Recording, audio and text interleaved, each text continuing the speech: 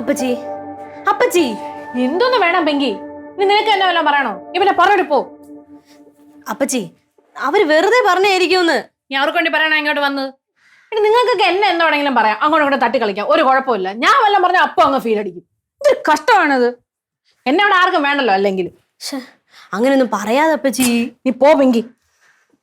വിഷമിക്കില്ല ഇങ്ങനെ. ശരി, ഒന്ന് മിണ്ടായി പെങ്കി. നീ ഒന്ന് വെറുതെ വിട്. അപ്പച്ചി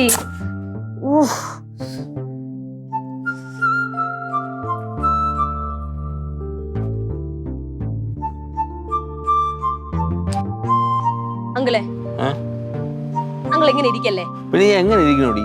അവര് എന്തൊക്കെ വെറുതെ പറഞ്ഞാണ്. ഓ, അവര് വെറുതെ പറഞ്ഞാണ്. അവർക്ക് ഞാൻ ഇപ്പൊ വെറുതെ 7-ാം കൂലി, മനസ്സിലായില്ലേ?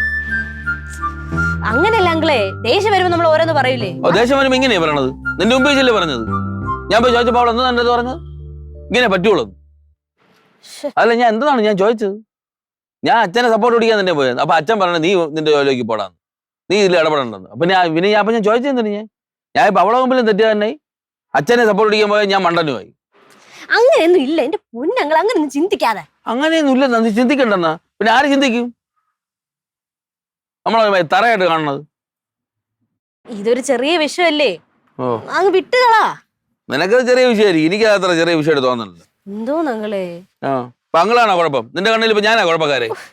ഞാൻ അങ്ങനെയല്ല പറഞ്ഞേ. നീ കൂടെ അത് പറയാവുള്ളൂ, അതുകൊണ്ട് ചോദിച്ചത്. അല്ലെ നീ കൂടെ പറഞ്ഞ തീരുമല്ല കോട്ട. അങ്ങളെ നീ പോ പങ്ക പോ. ചുമ്മാ ഞാൻ അവിടെ വല്ല ഇരുന്നോളാം, നീ എണിച്ചു പോ.